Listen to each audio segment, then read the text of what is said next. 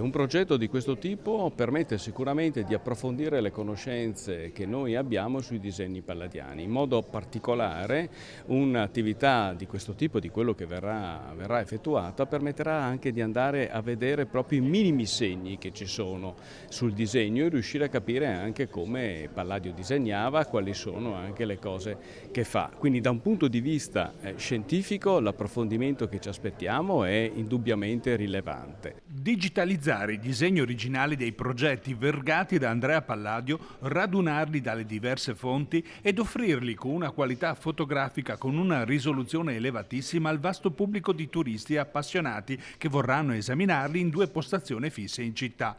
E questo è l'ambizioso progetto che è stato finanziato con quasi 60.000 euro dal Ministero della Cultura con i fondi del PNRR ed affidato alla sovrintendenza, al CISA e ai musei civici cittadini.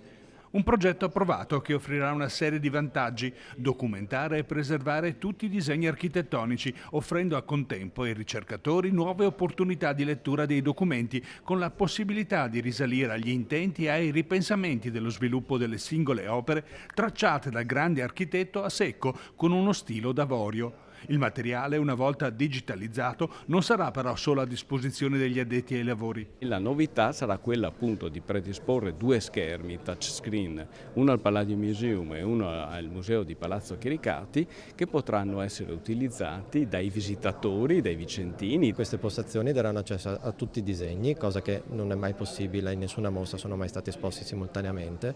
Il problema è che spesso sono disegnati su ambedue i lati, per cui quando vengono esposti è solo una facciata. La possibilità appunto di maneggiarli, che fisicamente bisogna farlo sempre con i guanti, invece adesso con i soliti tocchi che siamo abituati con il telefono, girarli, ruotarli, ingrandirli, poter avere una fonte di luce artificiale con cui esaltare tutta la rugosità, il segno di Palladio che aveva lasciato e quindi avere quasi un surrogato molto molto vicino alla realtà dell'oggetto originale. Arriva pochi giorni dopo l'approvazione del Teatro Olimpico come monumento nazionale. Davvero l'idea di valorizzare la città, di valorizzare quello poi che è stato l'architetto che di fatto ha dato un volto alla nostra città è una delle cose più importanti che possiamo mettere in campo in questi anni ed è un'attività su cui siamo impegnati come amministrazione, ma devo dire con tutte le istituzioni culturali attive a Vicenza.